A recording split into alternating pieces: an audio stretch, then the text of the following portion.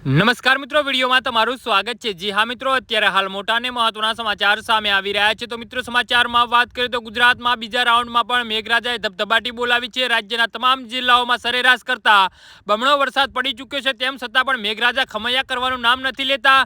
હવે ખેડૂતો વરાપ માટે બેઠા છે। આજે રાજ્યના તમામ જિલ્લાઓમાં વરસાદની આગાહી કરવામાં આવી છે। સાબરકાંઠા, અરવલ્લીમાં ભારેથી અતિભારે વરસાદની આગાહી કરાઈ છે। જી હા મિત્રો, અત્યારે હાલ મોટા અને મહત્વના સમાચાર સામે આવી રહ્યા છે। બનાસકાંઠા, મહેસાણા, પંચમહાલમાં ભારે વરસાદની આગાહી કરાઈ છે। તો દાહોદ, મહીસાગર, સુરતમાં ભારે વરસાદની આગાહી છે। ડાંગ, તાપી, નવસારી, વલસાડ, ભાવનગર, અમરેલી, પાટણ, ગાંધીનગરમાં ભારે વરસાદની આગાહી કરાઈ છે। તો ખેડા, અમદાવાદ, આણંદ, છોટાઉદેપુર, વડોદરા, નર્મદા, ભરૂચ, કચ્છ, સુરેન્દ્રનગર, રાજકોટ, જામનગર, પોરબંદર, જૂનાગઢ, મોરબીમાં સામાન્ય વરસાદની આગાહી કરવામાં આવી છે। જી હા મિત્રો, છોટાઉદેપુર જિલ્લાના બારડોલી તાલુકામાં વરસાદી માહોલ જામ્યો હતો।